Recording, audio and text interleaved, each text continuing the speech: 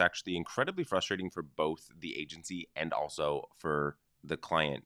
Um, so research is incredibly important, right? I've seen so many times during a sale conversation where the client actually does not want to actually either pay for the research phase, pay for the information gathering phase, pay for this discovery phase, the interview phase, all of this phase of your engagement, but ultimately, or doesn't actually have the time. And so the things that we hear, and this is the most frustrating piece, is like, you should know this because you're the agency and you do this every day, or we already have all the information, we're going to provide it to you, or like I said, those short timelines, right? The number one mistake that is made in this type of situation is ultimately acquiescing to the client when you know that the research is ultimately necessary. Or it's actually, recognizing and not paying attention to the fact that this is actually going to affect the outcome, and let them know that it's going to affect the outcome. Actually truly challenge your client. Set that expectation from the beginning, is that you are the advisor. You're not here as a pair of hands to just do executional work. So the opportunity here that we are going to be talking about is actually how to go about selling the research phase of a project. So the item that I really see happening here is that largely the client is looking for, really, they're looking for an outcome, right? Like, they're here for a specific outcome. But the problem is that the vast majority of agencies, what they end up doing is actually end up selling the research as a thing in order to help the agency do what they need to do, rather than actually helping the client do what they need, right? Helping them have a higher likelihood in accomplishing the end outcome. The thing that's really, really important here is you actually need to help, and you need to cast some doubt for them. You need to have them understand that there's a load of unknowns when it comes to this project, when it comes to this execution, when it comes to what it is that they're looking for. And that if you do not feel those gaps, if you don't feel fill those unknowns, that it actually makes it less likely for them to actually have the outcome, that it increases their risk level, and that anyone that's telling them different is ultimately lying to them.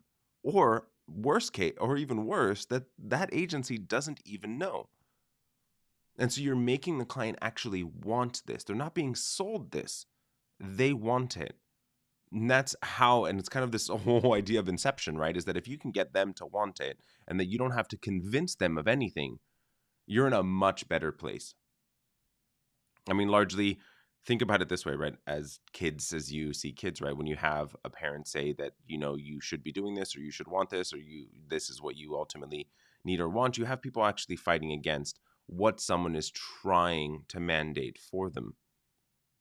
That's just how the vast majority of humans on the planet react and act. And so what we actually want to do is be able to cast doubt. And so the way that you can actually go about doing that is, and if you grab your worksheet, super simple exercise, but I just want you to grab this sheet and I want you to help define the unknown. So did you know, and this is going to be fact 1, 2, 3, 4. You're going to ask them questions. Did you know that the vast majority of businesses in your space have this amount of impact, right? Or that they are spending this amount in ads that actually are ineffective, or launch this many campaigns before they actually reach an effective one, or that this is how much it actually costs to acquire a customer. And based on where you currently are financially, being in that place is largely something you cannot afford. And so now you've actually casted doubt for them.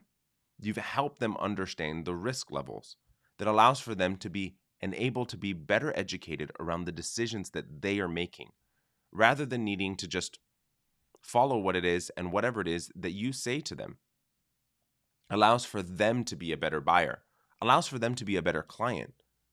And so I want you to just to actually take a moment and write down some of these different facts of how your clients are affected by the types of research that you're typically doing with them, so that they can actually have truly meaningful results from the work that you are doing. but you're not actually selling the research phase anymore. If you ask them these questions and you define the gap of where they are, then you can actually make them be bought into it. You can make them want it. And that's ultimately what you're looking to accomplish here, is actually having them understand why they need it, and that you're never in a position that you're actually needing to convince.